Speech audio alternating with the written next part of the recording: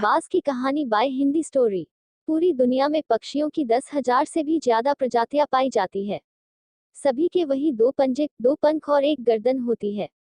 लेकिन इन्हीं में से एक ऐसा पक्षी है जिसकी एक अलग ही पहचान है, जो आसमान का सीना चीर के हजारों मीटर ऊपर 120 किलोमीटर प्रति घंटा की रफ्तार से उड़ता है, जो खुद के कई गुना अधिक वजन के शिकार को भी अपने पंजों पे दबोच कर उड़ जाता है, और इसीलिए उसे पक्षियों का राजा कहा जाता है, जिसे हम बाज के नाम से जानते हैं। और एक बाज इतना ऊंचा मुकाम हासिल करता है अपनी ट्रेनिंग और अपनी पुनर्जन्म की वजह से।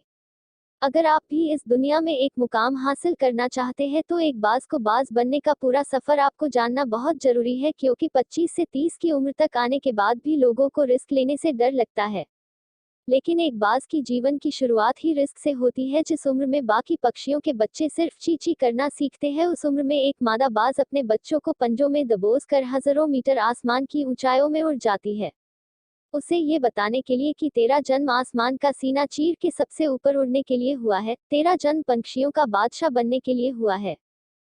जमीन से हजारों मीटर ऊपर ले जाकर मादा बाज अपने पंजों से उसे छोड़ देती है, और यही से शुरू होती है उसकी हाई रिस्क ट्रेनिंग। वो चूजा जमीन की तरफ तेजी से गिरने लगता है, थोड़ा नीचे आता है तो उसके पंख खुलने लगते हैं, नीचे आते आते वो अपने पंख फड़फड़ाने लगता है। लेकिन वो अभी तक उड़ना नहीं सीखा है, वो जमीन से कुछ ही ऊपर होता है, ऐसा लगता है कि कुछ ही सेकंड में उसका जीवन समाप्त हो जाएगा। लेकिन अचानक एक पंजा उसे अपने गिरफ्त में लेता है और वापस आसमान में उड़ जाता है। वो पंजा होता है उसकी माँ का, जो उसके पीछे उड़ रही थी। उसकी ये ट्रेनिंग तब तक चलती रहती है जब तक वो उड़ना नहीं सीख जाता है। इतनी हाई रिस्क ट्रेनिंग होने के बाद इस दुनिया को एक बाज मिलता है बारिश के वक्त, जब सारे पक्षी आश्रय की तलाश करते हैं। तब यही बाज उसी बारिश में आसमान को चीरते हुए ऊपर निकल जाता है और बदल से कहता है, तू बर्श ले, कितना बरसेगा, और फिर नीचे आकर चैलेंज करता है।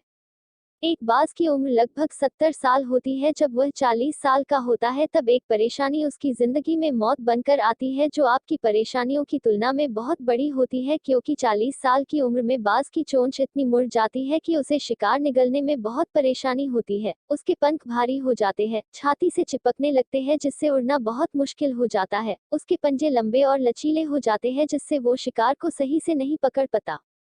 अब उस बाज के पास सिर्फ 3 रास्ते होते हैं। 1. वो अपने शरीर त्याग सकता है। 2. गिद्ध की तरह छोड़े हुए भोजन पे निर्भर हो जाए। और 3. सबसे कठिन और पीड़ादायक रास्ता, अपने आप को पुनः स्थापित का, फिर से आसमान का सीना चीर कर उड़ने का। और वो इसी तीसरे रास्ते को चुनता है और अपने पास के सबसे ऊंची चोटी पे पहुंच जाता है। वहां पर अपना घोंसला बनाता है और फिर शुरू होता है परेशानियों को जड़ से उखाड़ कर आसमान में उड़ने का सफर। वह अपनी चोंच को एक चट्टान पर मार मार कर तोड़ देता है, लहूलुहान हो जाता है और इंतजार करता है नई चोंच के आने का। उसके बाद अपनी नई चोंच से अपने पंजों को काट देता है और फिर इंतजार करता है नए पंजों के उगाने का। उसके बाद वह अपने एक एक पंख को अपने शरीर से अलग करता है और फिर इंतजार करता है नए पंख उगाने का, और इस प्रक्रिया में उसे समय लगता है पूरे 5 महीने का। इन 5 महीनों के कड़ी तपस्या से एक बाज का पुनः जन्म होता है। वो फिर से तैयार हो जाता है आसमान का सीना चीर कर उड़ने के लिए। जो 3 रास्ते बाज के पास थे, वही 3 रास्ते आपके पास होते हैं, लेकिन कुछ लोग पहले रास्ते को चुनते हैं और परेशानियों के तले दबकर सुसाइड कर लेते हैं। ज्यादातर लोग दूसरे रास्ते को चुनते हैं, वो परेशानियों का बोझ पड़ते ही अपने लक्ष्य को छोड़कर एक नॉर्मल लाइफ जीने लगते हैं।